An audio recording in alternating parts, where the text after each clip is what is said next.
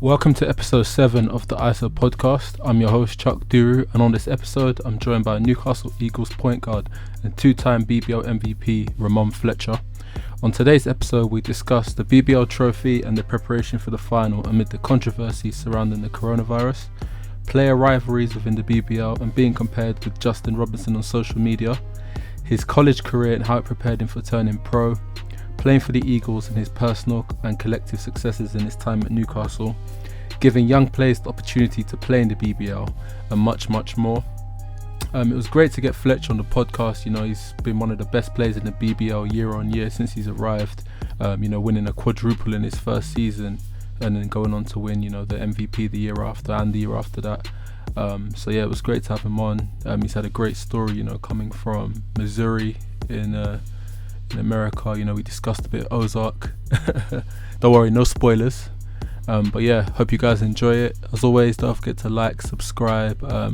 Thank you again for all the continued support, and I hope everybody enjoys this episode. Fletch, how you doing, man? I'm good. How are you? Just, back in the States. With this pandemic stuff going on, only thing to do is work out. So yeah, it's over with and go from there, Yeah, you've been able to get into gym, to play ball and stuff, or? Well, I haven't really played basketball since the last game. Yeah. It was overwhelming in a way. So I've just been working on my body, just doing track work, turf field agility, long distance runs, just trying to get, because I'm getting old, Yeah. When you get old, those things that you eat start to stick a little bit more. So I'm focusing, this summer is more focused on my body, because basketball is like riding a bike, because the last thing you lose is shooting. Yeah. So, I'm always know how to play basketball, so the biggest thing is my body right now. So, yeah, that's all I've really been doing, lifting as well. So, Yeah. No, I hear you, man. I totally agree on that, man. Like, I'm 26, but, I'm starting to feel that, when I eat something, I can feel it now. I can feel it in my gut. So I'm trying to, do the long distance running as well and stuff like that. Mine's more, I feel it in my legs. My legs feel super heavy. So if I eat a lot of sugar, it just sits on my legs. So when I get up and try to move, it's like I weigh 300 pounds. So I try to cut out sugar. It's hard though, because everything pretty much has sugar because it gives it a little taste. But I'm doing a little bit better with it. But I think it's mostly the sugary drinks that gets me. That's hard to lay off, like the lemonade and stuff like that. I don't drink soda, so like the fruity drinks and stuff like that's the hardest thing to get away from. Candy, so I'm not a big candy person anyway. So no, the drinks are dangerous, man. I think in the lockdown as well, it's made it worse. Lucasade is the one, man. Lucasade is the one. I blame Fab for that. Fab made me start drinking that during games, I blame him for that one. Yeah, no, I'm a big Lucasade guy as well, man. I usually buy a 12 crate and keep a 12 crate in my car, and I'm a bit of a Lucasade junkie. The fizzy or the non-fizzy one? I like the non-fizzy one better. I like the fizzy one, but I like the non-fizzy one better. I like the non-fizzy one better. Yeah. More sport. What's more sport? Can't get away. I can call it sport, so I can get away with drinking it. Yeah.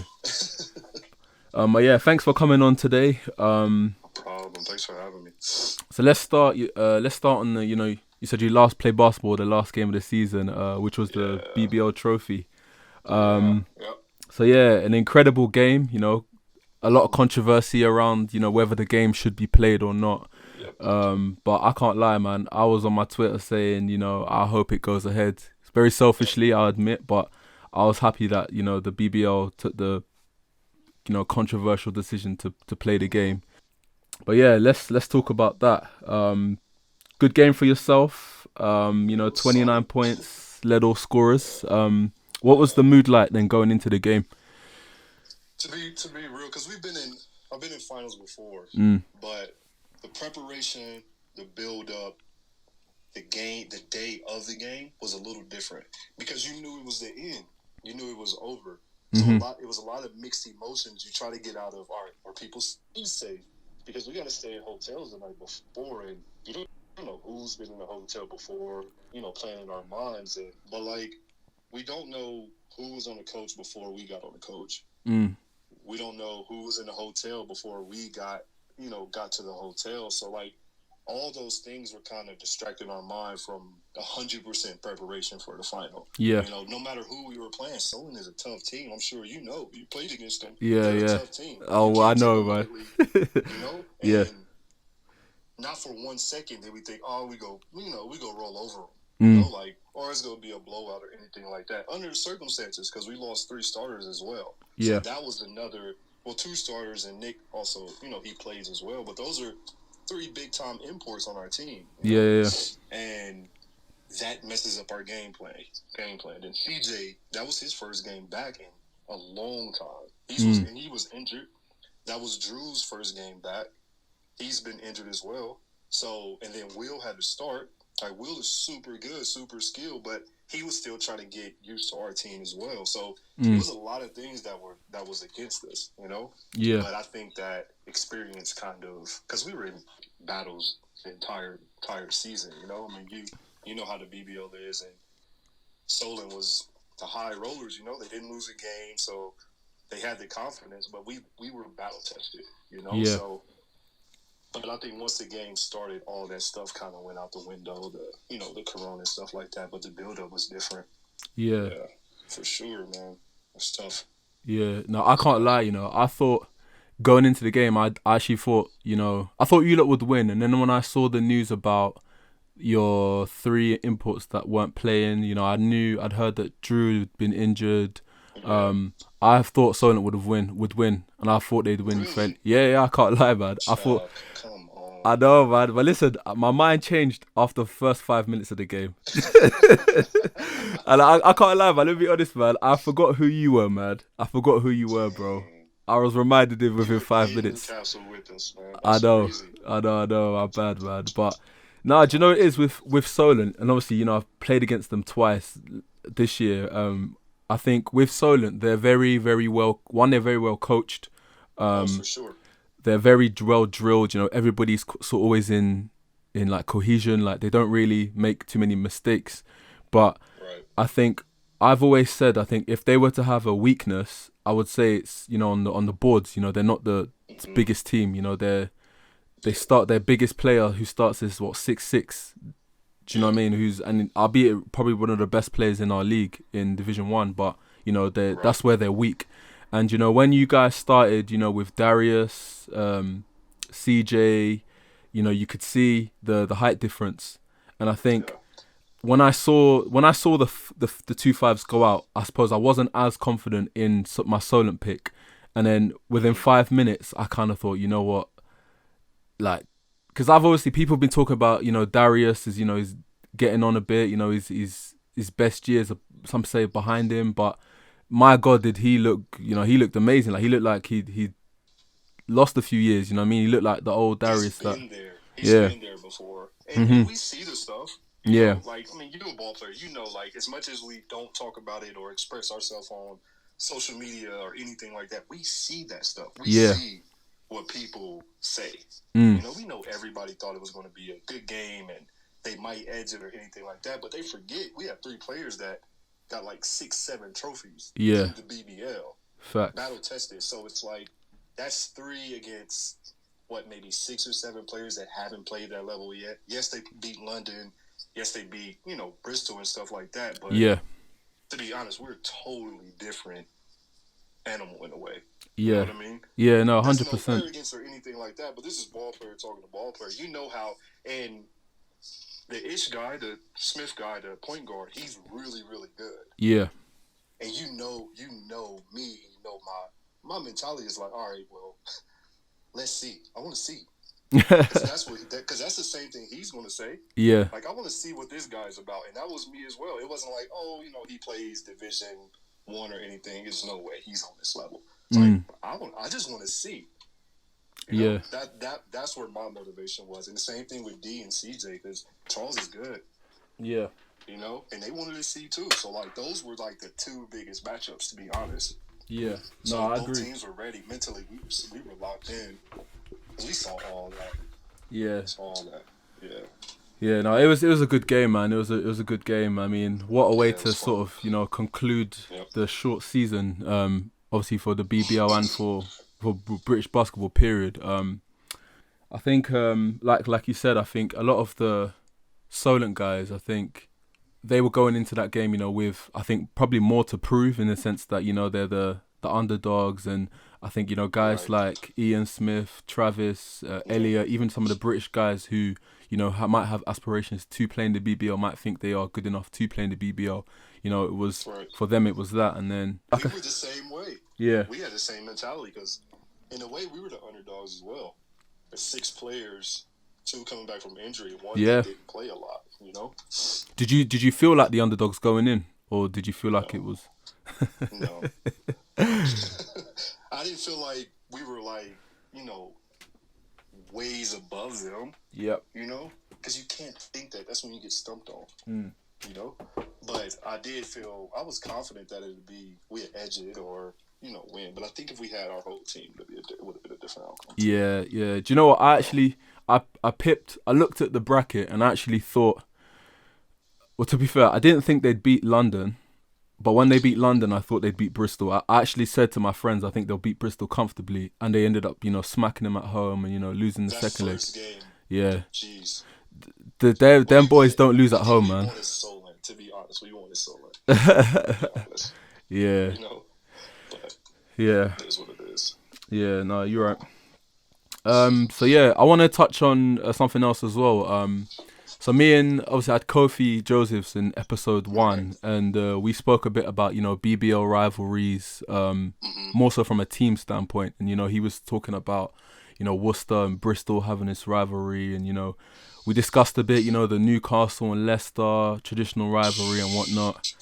Having lived in Newcastle, I've seen some of the wild games, man. I've seen some of those games, man. But you were recently involved in a little. I won't say it was a spat, but there were some comparisons between you and Justin. Shout out to my boy Mo, man, the Hooper's voice. Quick plug and that. But yeah, just to talk on that. Firstly, what was your reaction when you saw some of your fellow BBL players, chiming in and whatnot? It was kind of like what you said. At the beginning of a Solent in our game, you were like, I forgot who you were, and that's kind of how I felt. Like, kind of forgot? Like I've done a lot. Yeah. I've did this, I've done that, and I'm not the type. You know me, I'm not the type that boast and brag and do all this thing. But it didn't feel disrespectful because who it was. Yeah. Like Justin is, don't get it twisted. Justin is a straight baller. Yeah. But it was kind of, I'm a competitor. Yeah. I'm a competitor. I don't want to. Everybody wants to be the best in whatever they do. Yeah. I don't need that to be solidified in a way. Yeah. I felt as if people just didn't respect me, or things that I've done just became a expectation and not for what it was. And that was my thing. Yeah. That's all it was. It wasn't no disrespect to Justin or anything like that, because I respect everything that he's done. He's went to Europe. He's came back home, which is a huge sacrifice for him. Yep. And he's a 2-time MVP. That's unreal. That's hard. Yeah. At a point guard position, that's tough. So it wasn't nothing towards Justin. It was just the overall kind of the outside. Yeah. I think, to be fair, I feel like reading the comments, there was a lot of a bit of British bias, obviously a lot of us who've exactly, a lot of us who've, like myself, who've grown up, watching Justin or playing against Justin, there's that bias, but of course, which I don't blame. I don't blame at all. I don't feel any type of way towards it at all. Yeah. Because the person that I looked up back home, back in the States, I'd be the same way, Yeah. I think, hey, I'm over here, Yeah. No, it's fair enough, man. And I think I've always said this, man, there's probably an ongoing theme in all my podcast episodes. I always say, British basketball lacks, personality, and I like the fact that, you and Justin, there's that sort of barbershop talk about, who's the best point guard in the league. I think it's good, This is how, all these, you get your first takes, you're undisputed. These barbershop conversations, that's how they keep their relevance, and that's how they make their money. And I think for the league, it's healthy to have that rivalry between you and Justin, Because it's just basketball. Exactly. That's it. Yeah. I don't hate I don't hate people that took his, that thinks he is. Yeah. I don't hate people that, I don't hate him at all. Like, Yeah. And I think that's where it has, just because we're compared doesn't mean we don't like each other. Yeah. Respect no matter what.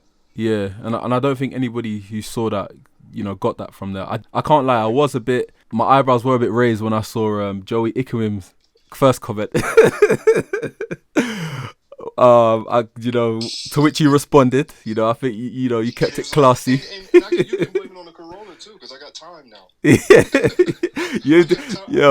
for it now. You have time, yeah, man. I have time. Yeah. But it wasn't. And I kind of like, I filtered it too. Yeah. Yeah. And then Darius texted me and said, "What is going on? Like, it's not like me. It's not like me, but I have time." Yeah. But no, that's his boy though. That's his teammate. Yeah. I expect it. Yeah. No, you're supposed to ride for your mans, Of course. Yeah. Of course. Regardless. So, but I'm not saying I'm better than him. I'm not saying he's better than me. It's just, it's just barbershop talk. Yeah. I like that. So yeah, let's go to the beginning. So you're originally from Kansas City, Missouri.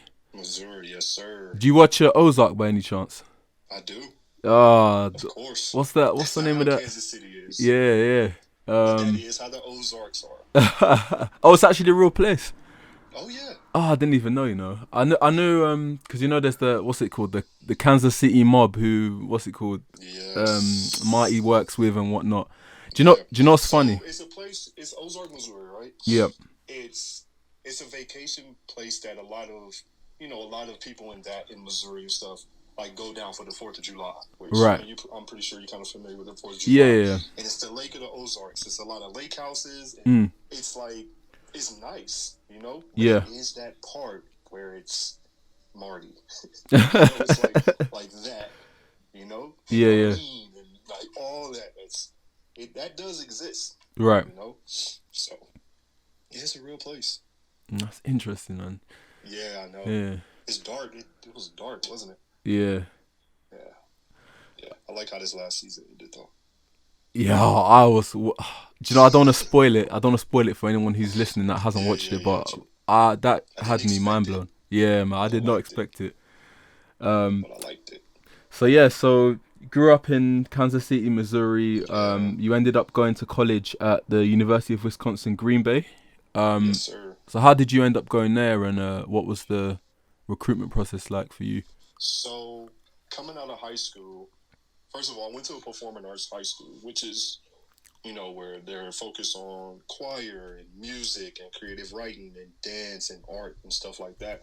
So I went to performing arts school from kindergarten all the way through high school. So I played in the orchestra. I played in the orchestra and the jazz band, and I played in there for 7 years. So that's my hidden talent or whatever. But that's what I had to do to audition. So sports really, really wasn't a huge thing, even though we had a lot of good players that came through there, and we wanted to turn into a prep school like a Mount Zion or Oak Hill or Montrose or something like that. Yeah. But the people that ran the school just wanted it to be strictly arts, which is now they took away the sports the year after I left, because my junior year going to my senior year, they were going to take it, and I was going to transfer. I was just going to go to a rival school just to kind of stick it back to them in a way. And they were like, "Oh, we just bring it back for one more year, but when you're gone, it's over with, right?" So education was important, and the inner city school district is tough. I mean, I'm pretty sure you kind of know that it's not the easiest thing to get your education. They don't take it really serious. The teachers are kind of in there it's a couple teachers that care, but it's also a lot of teachers that just, I just want this check in a way. Yeah. And so with that being said, like, a lot of things I didn't provide for me as far as, taking the right classes to get in the clearinghouse, ACT preparation, because you need that you got to take the right classes to clear to go to NCAA, and you got to get a certain score on your ACT as well. So I wasn't taking the right classes to get there, and the ACT was fine. Like, I was okay with the ACT, but none of the classes that I took in high school kind of prepared me for college, Yeah. So I had interest from different schools. So Southern Illinois, I had an offer my sophomore year. From there, I got recruited by Tennessee, by Illinois, Georgetown, stuff like that. But once they seen that I wasn't eligible to go through the clearinghouse, it was like, we got a million people, students that we can just take. We're not going to wait on him. But I really wanted to go to Missouri. I really wanted to go to Missouri. That was my school because it was home. But they wanted me to walk on because they lost a couple of their scholarships because of a illegal thing that was going on there. So they wanted me to walk on my first year, and then they gave me a scholarship the next year. But didn't want to do that. So I went to a camp, ABCD camp in the summer, and then I got interest from Wisconsin Green Bay. So here I'm thinking, all these schools backed off. It's only a matter of time before they do, and I'm going to have to go through the junior college route. But the head coach and the assistant that recruited me came down to my school, went to my counselor's office, and rearranged my entire schedule. Right. My entire schedule to the point where every class that I was taking, I would be qualified for school. So once they did that, that shows that they really wanted me. So I committed, and then ended up being the best decision, I think, personally. So long story short, that's why I picked them. Right. Yeah. So what was your experience like at Wisconsin Green Bay? Cold, very very cold and snowy. Yeah. It was good. It was good. We played in the Horizon League, which was Butler, Cleveland State, Detroit, Milwaukee. Butler with Brad Stevens, Gordon Hayward, Shelvin Mack. They were all in our conference for 2 years. So yep. They were huge. They were big time, So then Norris Cole, he played with the Miami Heat. They're still a good friend to this day. And it was a real solid conference, and we did well. We did well. And then my junior year, my coach ended up getting a better job at Toledo, so he left going into my senior year. So that was a huge transition. But my assistant that I dealt with all 4 years ended up getting a head coaching job. So it's an easier transition, right? But it still was different. So it was good. I think college was fun. College was a good experience. Yeah. And I tell kids that all the time, that as far as a maturing and mental discipline, like if you need that, college is the route. But if you don't need to go, you don't need to go. I'm not against it. Yeah. But if you feel you need to grow more as far as a gaming and mentality, college is where it's at. Because you're by yourself. You're on your own, basically. You don't have alarm. Your mom's not there to wake you up every day. Mm-hmm. You're expected to get there, So I really like college. Didn't miss it. Don't miss it. But I really liked it. So. How do you feel your game developed then from when you went in as a freshman to, when you turned pro? Like, how do you feel like? I think the biggest thing in college, everything is fast-paced. Yep. Everything is fast-paced. Everything is, and that was when I came to Newcastle. We used to practice against you guys. Yep. And you guys went hard. Every position, defensively, awesome, offensively. Y'all had a guy. What was his name? The guy with the hair with the was it Garrett? Garrett maybe? Garnett. Yeah. And he was just everywhere. Yeah. And that's how college was. Right. And because if you're not going hard, or you're not diving on the floor, if you're not doing this, that means you're not playing hard. That's kind of the mentality, Yep. So that's one thing that I had to adjust from high school, when it's like, all right, Rahmon, here's the ball. Go score for us, please. Versus in college, everybody was that guy in high school. So what's going to separate you? But I think my biggest thing was the game kind of slowed down for me. Right. Mentally, it slowed down. So, everybody was moving at the same pace, but I felt everybody was kind of walking. So I can see different things, like different plays that develop a lot faster than they were kind of going, So things were kind of slow for me. And that was the biggest thing from college to pro that I noticed as far as, the pace of the game. When I realized that, okay, I am a professional now, is my first year at Newcastle. Right. That was my first year, and that was probably 2014. So I was 4 years removed from college. Yep. And I played before, I played in different countries, but for some reason, when I got to Newcastle, that's when I felt like me. Like, this is basketball version of me. This is me. Because being around Chuck, being around Fab, been around Scott, been around Drew, been around D, and Tomo, like, they were already there. Yep. Like, I was the new person. They were already been established. They already played. They've been through the league. They already won. And it's like, well, we need a point guard. Well, we can try him. And that's how I felt for, like, 3 months. It's just a trial, period. Because you hear these stories about Fab. Yeah. He stays on the point guards. Like, yeah. Like, we had 30-minute meetings after every single practice for 3 or 4 months. Yeah. Like, and we already practiced 8 to 10. So I'm not leaving Sports Central till about 11. So I'm having meetings about, well, this is how you need to run team. This is how this person's temperament is. This is what you can say to this guy. This was constant, to the point where it just came, like clockwork.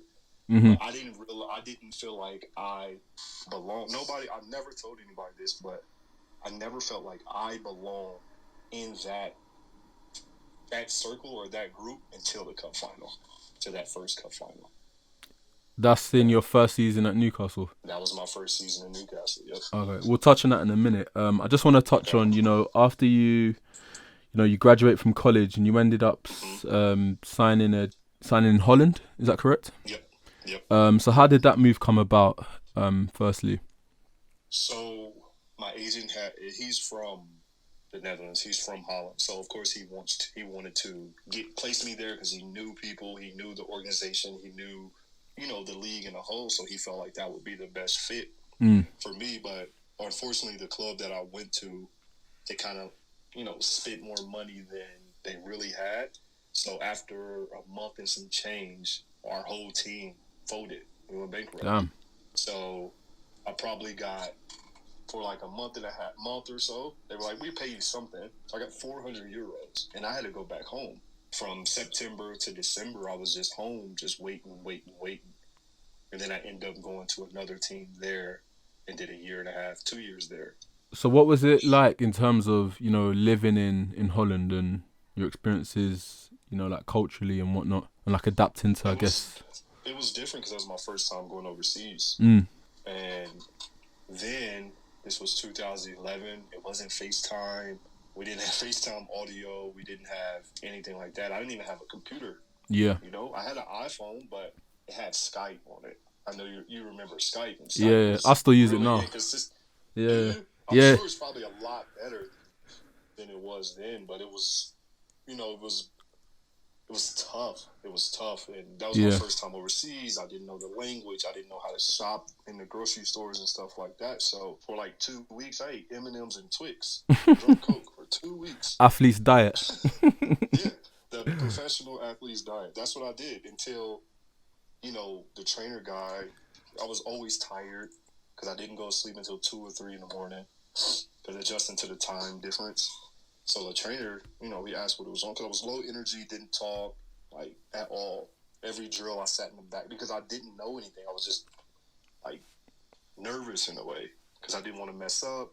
It was new. Everybody else, kind of been there before. It was kind of the same situation as Newcastle, that they brought the entire team back besides that position.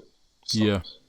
It was tough. Mentally, it was tough. That's why it was a lot easier for me to adjust to, going over to England. But once I got adapted, it was too late and we went bankrupt, But my second stint, I was better. I got, used to it. So.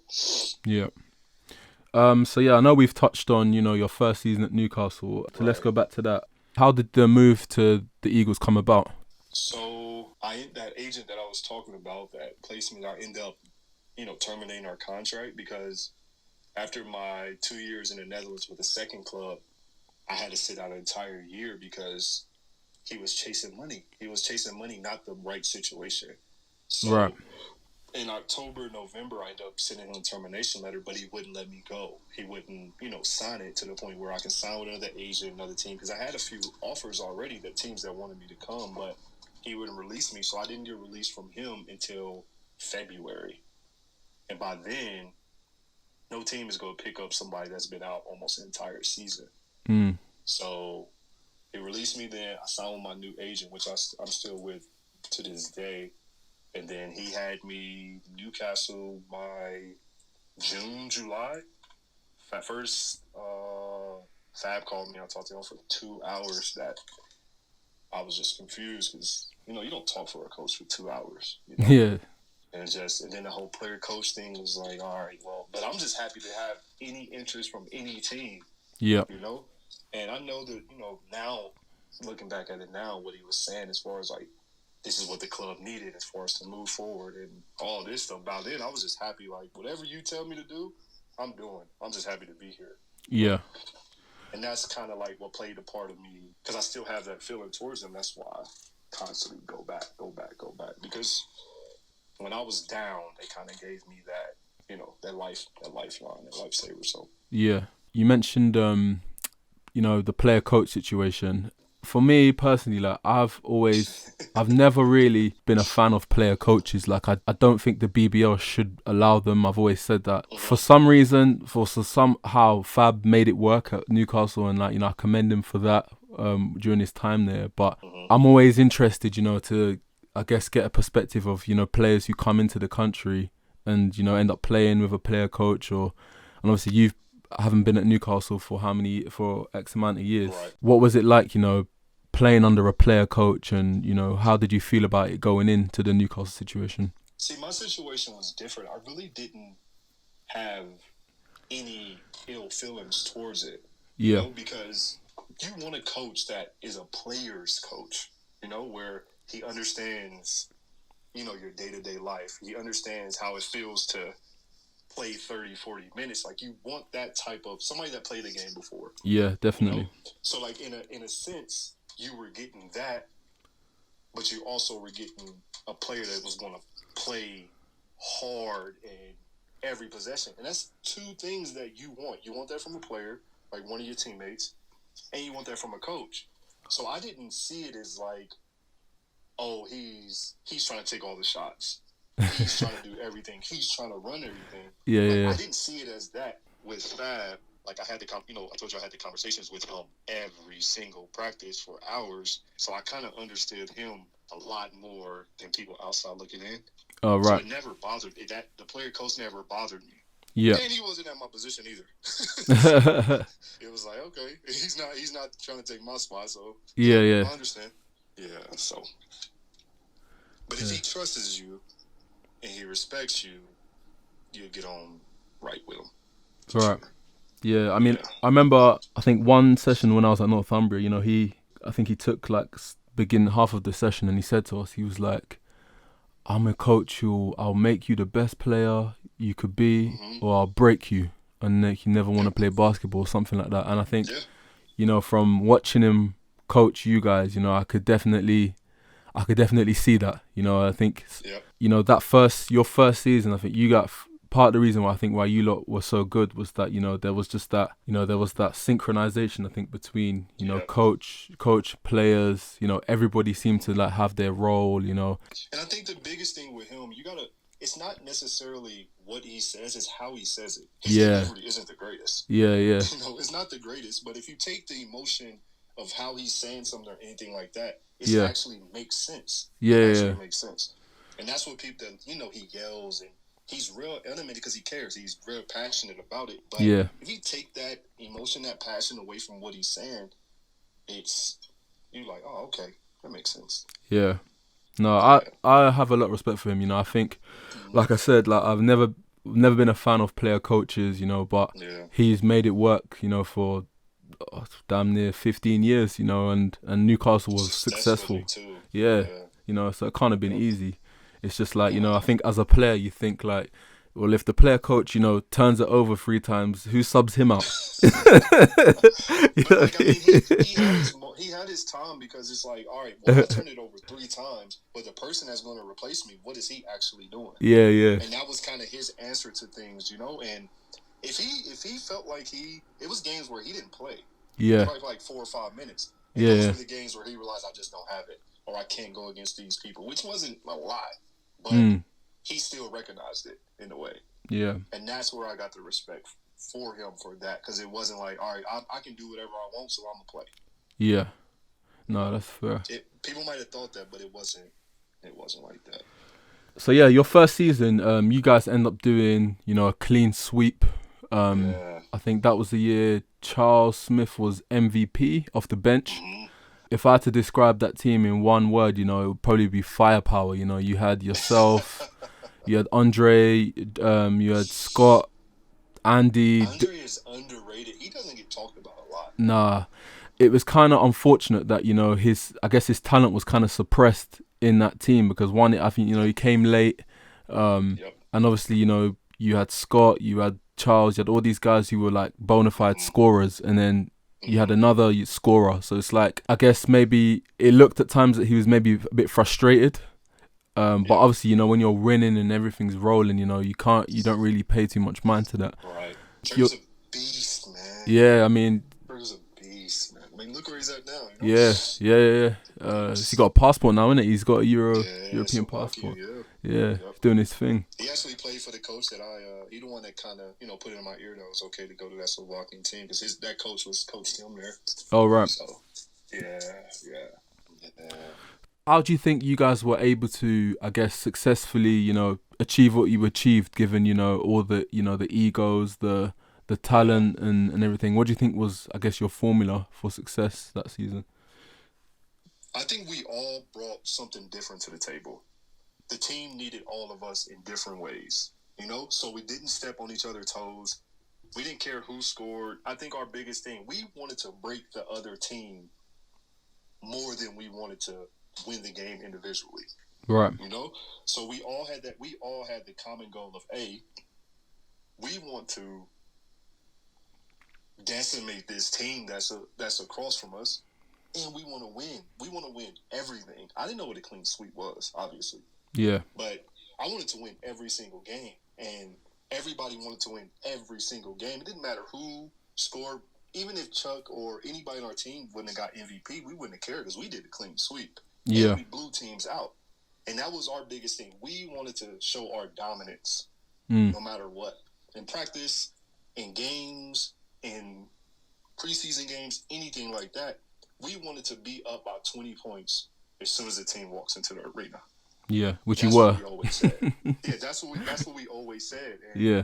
I think that was the biggest thing. It wasn't, he's getting this many shots. He's getting this many shots. He scored this. He's holding the ball. He's dribbling.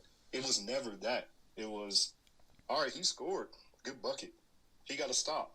Good D. It was just always that. Yeah. There was times where we didn't even have to talk to each other, but we were just always on the same page. Yeah. We never changed our game plan for anybody. Anybody. So that was, I think, our common goal. We just wanted to win. It sounds cliche, but that's honestly all it was. Yeah, no, that makes a lot of sense, to be fair. You guys are definitely fun to watch, man. So pushing on to the next season, which was your MVP season, or your first MVP season. Right. In terms of, going into that season and, coming off the back of the sweep, do you feel like your mentality was any different going into the new season? Or mine personally, or us as a team? Both. We'll start with yours. I think my biggest thing, I had a chip on my shoulder, right? Yep. My biggest thing was I didn't want that season to feel like a fluke. Or personally, I got lucky. I got put into the right situation, right team, which I did. But I also wanted to feel as if, okay, I can play.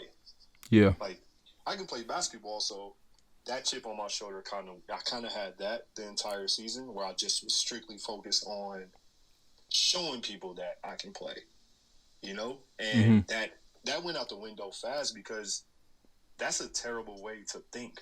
That's a terrible way to approach a season, especially with the team that we had. We had the entire team back besides Dre. Yeah. We had Joe Chapman. Joe Chapman came. So it was basically, it wasn't the same exact team, but it was, as far as mentality, everybody's been there before, you know? So signing that, I just wanted to come back to prove myself that it wasn't a fluke. It was just that mentality of me trying to prove myself that I can play, or everybody around was unhealthy. It was unhealthy for me personally, and it wouldn't have been good for our team. So after the first week, it kind of went out the window that I can't think like that. Yeah. But as a team, we wanted to clean sweep. that was it. That was our goal. Yeah. That was our goal. So that was our mentality for sure. Did you feel pressure then as a team then to clean sweep again? Or was it just essentially no? I think it was 50-50. I think we all be lying if we didn't feel any type of pressure to clean sweep again, because we didn't change anything. Yeah. We didn't change anything. But one thing that we felt we did, I don't think we realized, was teams were recruiting, teams were building to stop us. So that's something that we didn't recognize until the middle of the season, where we had a target on our back. We had a target on our back because we clean sweep. Nobody clean sweep besides the Eagles, prior to that. So everybody wanted to beat us no matter what. So that's it. We didn't realize. We knew we had a target, but we didn't know how big that bullseye was until the middle of the season, Yeah, no, that's fair. So the next season, you end up winning another MVP. That first season, I did not expect that at all. Yeah. At all. I forgot who I thought was going to win that year. I'm trying to think who was there that year.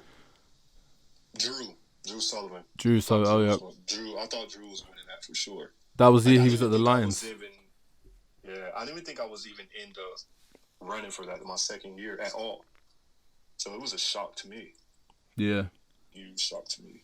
He led the league in scoring, 21 points a game, 7 assists.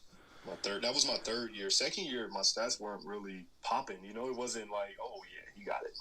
Yeah. Pretty, kind of average in a way, But my third season is when I led the league in scoring and assists. But I didn't think I was winning it that year. I thought Taylor King should have won it that year too. Yeah, Taylor was good, man. But good player. People forget Taylor King went to Duke out of high school. Yeah. He committed to UCLA when we were in the 7th grade. That's crazy. It's crazy. Yeah. And he was that tall when we were in middle school. Yeah. He was a beast, man. He was a beast. Yeah. And he can shoot it, Yeah. But I thought he was going to win it because they won the league, So obviously, a lot of people, when they see you play, I definitely have you down as more of a pass first point guard, like a traditional point guard. But then to go and lead the league in scoring that year, do you feel like you had more responsibility on the scoring end, or do you feel like it was just something that was always in you that you just kind of had to show the world that hey, I get buckets? But I've been a scorer my entire career. I've been a scorer my entire career, but I didn't have to do that when I first came to Newcastle. Yeah. Because it was guys that Chuck was just a bucket. Mm-hmm. Still is a bucket. Yeah. Scott got buckets. So I really didn't have to do anything but give him the ball, basically. So from first, second year, that's kind of what I was labeled as a pass first, not knowing that I scored my entire life. Yeah. So it was easy. So I just took. Everybody expected a pass. Everybody expected when I drive, it's going to be a dish or a kick out. So now it's like, oh, well, this is open. I'm going to take it, Yeah. So it was easier to transition of scoring. I just took whatever they gave me. If they gave me the pass, it's going to be a pass. If they gave me the shot or a layup, it's going to be that. It wasn't a conscious decision of, all right, I'm about to go out here and score. It wasn't that at all, It was games where I needed to, where Fab told me, like, hey, you need to shoot this many shots and you need to score this amount of points if we have a chance. Yeah. And that's when it's certain games. If me and you sat down and broke down the film or anything, I tell you how it's different that I started this game versus how I started against Leeds or something.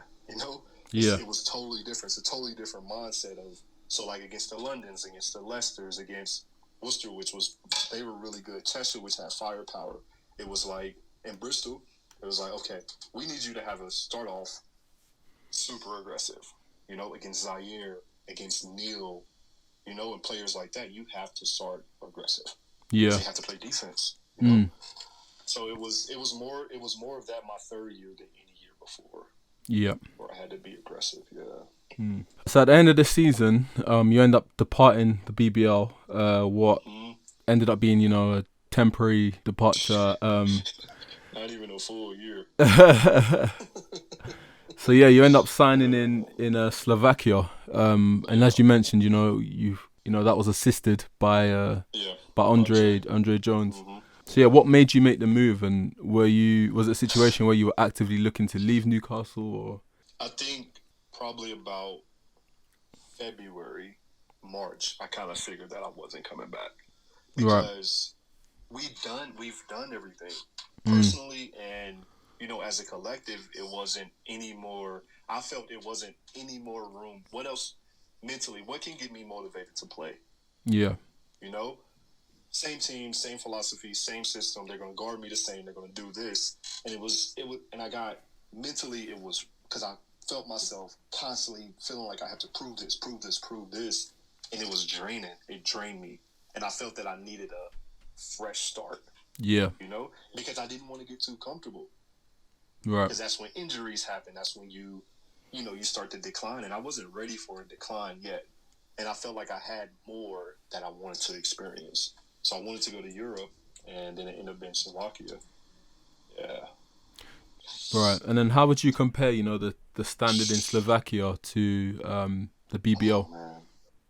It was, you've seen Europe games and how it's systematic, and the point guard walks the ball up, and he sets everybody up to run the offense, then he goes sit in the corner. It was like, I was just like, okay, well, I'm going to do it because we were good. We won the cup. We made it to the final and stuff like that. Like, we were really good. And I'm just like, okay, well, I'm going to take, this is what you wanted. Because I wanted to feel as if I was starting all over. I didn't want to come in here like, okay, you won this trophy. You did this individually. I didn't want that. I just wanted to be just, I started from the beginning of my career. But I didn't want it to be that dramatic. Yeah. No, that makes sense. Just sat in the corner, and he said, "You get an open shot, you got to make it." Yeah. So no create. He said it, but it wasn't convincing to me that he wanted me to do that. Yeah. So it was tough coming from Newcastle to that, because I had to completely switch my mentality. Right. And that was my hardest adjustment. But I still did all right. I still did well. It wasn't like I couldn't handle it or I couldn't, compete or anything like that. It wasn't that at all. It was just a different mentality I had to switch. Right. So, yeah. Practices, the two-a-days, and the track, and the lifting, and just just intense. It was always intense. Practice was intense. Yeah. It was totally different than England. That's why when I came back, my body's totally different than before I left, Right. Is that? So do you feel like you were in, a lot better shape out there, and like when you're playing? For sure. Do you think the BBL could benefit from that sort of regime, or? It depends on what players it is. If you take the players that we've been in the league for that many years and stuff like that, then I don't think we accept it, because we know that you don't have to absolutely do that to win. Yeah. Like us running on a track, us lifting 2 times a day and practicing 2 times a day.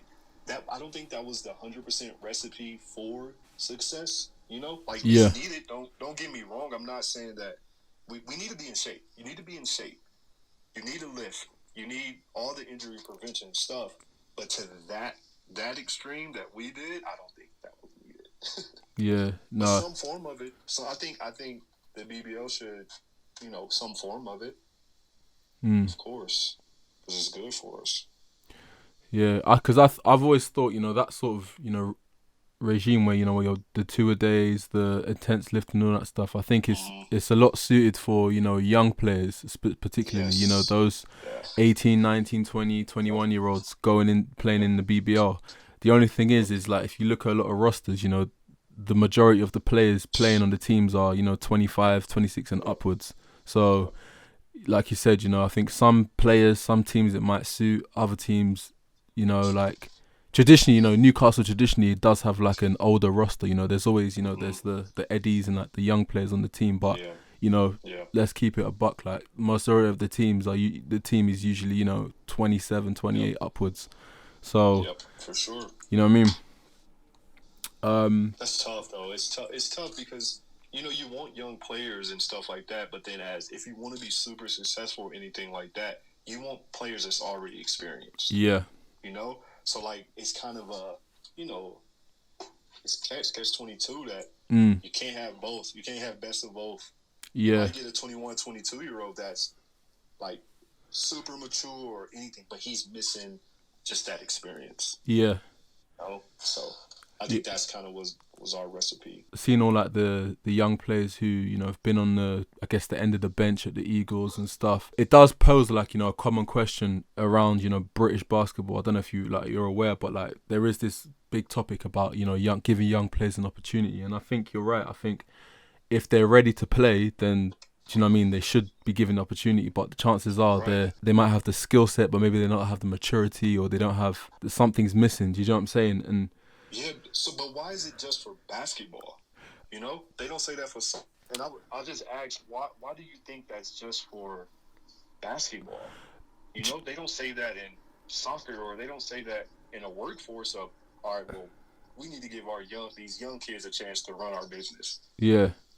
Like I don't get why basketball. Do you know what? I'll try and keep my answer, because this is a topic I love talking about, but I don't want to, spend ages. I think the thing with, if you want to compare football and basketball, firstly, with the infrastructure in football, kids are signed from when they're like 8 years old.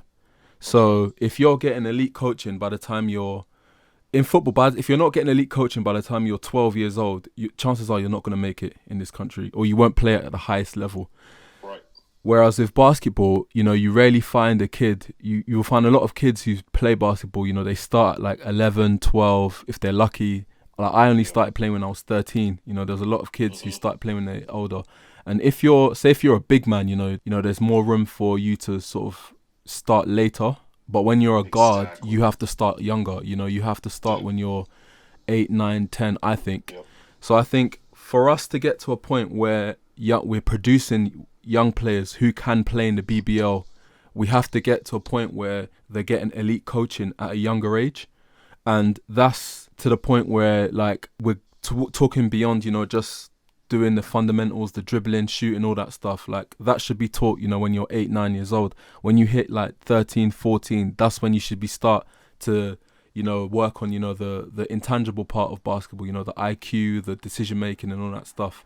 Because I think a lot of the time you get a lot of the the best kids who are 18, 19, skill-wise, they're good enough to play in the BBL and maybe even start, but they don't have the IQ, the other stuff, the maturity, the mental capacity to be able to deal with being a professional basketball player at that age. And I think that's the biggest thing, I think, that holds a lot of players back from getting these opportunities when they're young. And I think it kind of coincides with, the fact that a lot of players end up going to America or going to other countries, when they hit 19, because, like you said, when you get to college, you can kind of be 18, 19 and not be a finished product, especially if you're a guard. You can develop your body, you can develop your understanding of the game in a college system. Whereas at 18, 19, chances are you're being pushed into the business of basketball where it's about results.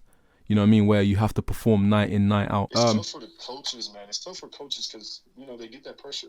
They get the pressure of, all right, well, these kids need to play. Yeah.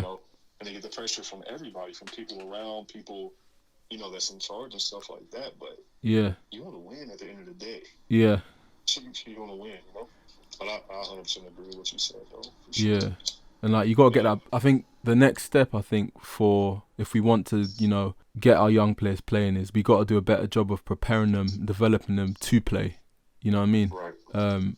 Whereby when it gets to the end, to the pros, like in the BBL, like now it's not a question of do I have to jeopardize winning to let young players play and all that shit. It just becomes a case of right, I've got this kid who's 18, he's good enough to play. Go on, you're playing in the BBL now, and they're ready. But yeah, like I said, man, I could talk about that for hours, man, but we'll not. I know. I just want to understand. Like, I have no opinion or anything. I just want to know what you think as far as like you growing up as, in England and stuff like. Yeah. How did you feel about it? But yeah. I want to talk about that right now. Yeah. So you end up, coming back to Newcastle. Yeah. What brought you back? I think I miss just I had a good team in Slovakia, and we had good chemistry, but just the togetherness just wasn't there because we had a few Serbians that all knew each other, and we had a lot of Slovakian players that all knew each other, and they all played against each other before, and I was the only American. Yeah. I was the only American there, so that's tough because it's like I can't talk to you about everyday life because we don't speak the same language, so my lingo is a little different than yours. And basically, what you know about America or what you know about Americans is what you see on Instagram or TV or YouTube and stuff. But we can talk about that, but it's not as a conversation, So that was kind of tough for me, and the coaching style was kind of different as well, And I felt like I was on the leash, I felt like I was on the leash, and I just wanted to feel a part of it, It's a guy, what's that, Rob Marsden from Sheffield. When I first came back, he was like, you're back, right? I'm like, yeah.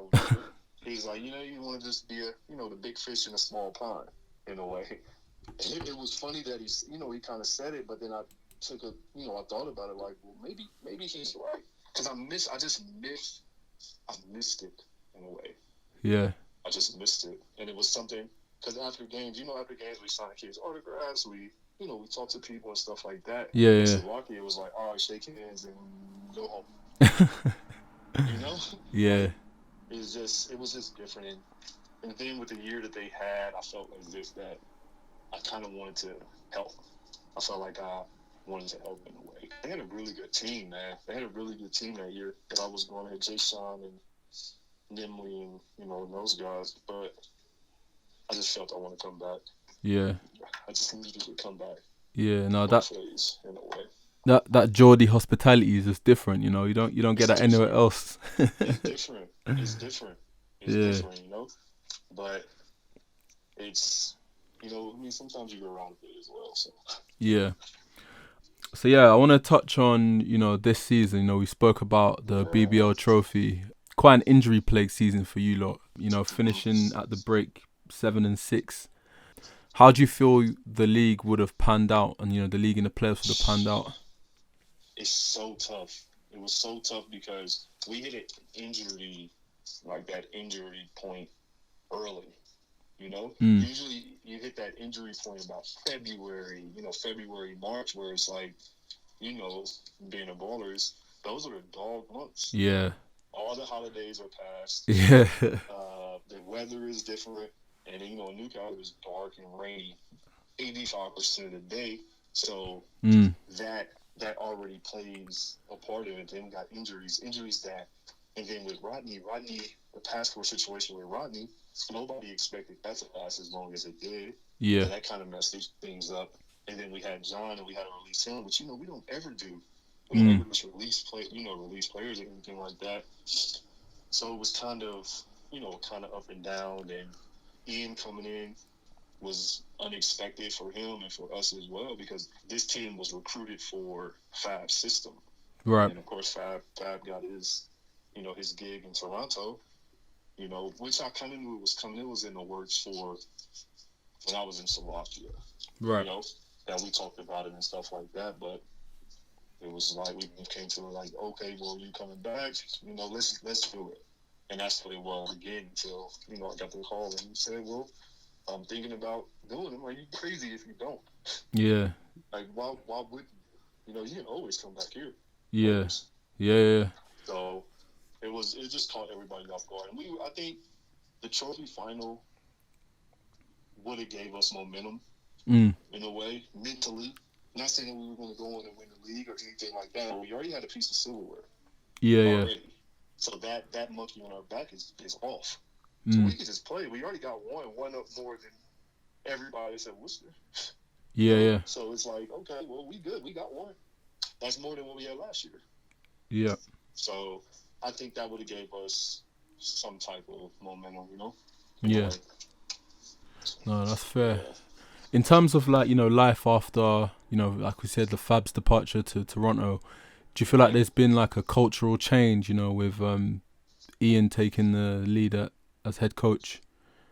Only thing that's different is the coaching styles. That's it. Yeah. Like, it's not in. I mean, In's been there as long as I've been there. Yeah. So he understands the culture. He understands the league. He understands what Paul and Sam, what we want as far as the community on the court. So it wasn't a huge thing versus somebody that comes in and knows nothing. That'd be a bigger culture shock than in, which is it's different with him because that's his first pro gig. Yeah. Some shoes to fill. Like, no matter who came in there, it was going to be tough. Yeah. In a way. So I don't think it was that big. It was a learning curve for everybody in the whole entire organization. And I'm glad Ian got the chance, if I'm being 100% honest. Yeah. So me, D, and Drew kind of, we had a talk with Paul. He said, and we all told him that I think that's the best decision. We're comfortable with it, and if we're comfortable with it, we can get other people, because they don't know any different. The new guys that were coming in, they don't know any different. Yeah, no, they that's had true. to adjust to a new coach regardless. So we were for it for sure. Yeah, that's interesting. In terms of the future, are you re-signing at Newcastle? Or what's on the horizon? We don't even know what the BBL is going to be, as far as if they're going to come back, if they're going to have the finances to run the league, what teams are going to be, is going to be able. Mm-hmm. I don't know. At the end of the day, I have to think about what's going to be best for these next few years, however long I want to play. What's going to be best for me, Yeah. If I come back to a league that potentially that can't survive after a month, then basically I kind of, I wasted kind of a month of the season. Like, so it's a lot of things that's up in the air that I just don't know. Right. I'm just not sure, That's fair. I will tell you, if I don't sign a Newcastle, I'm not signing any team in the league. Hey, I like that loyalty. I can't. I just can't. Even if Leicester offered you the bag.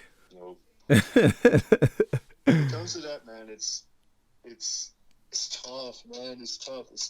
Yeah. It's tough. It's so tough because, I mean, if they give you, £1 million a month, it's kind of like, that's not going to happen.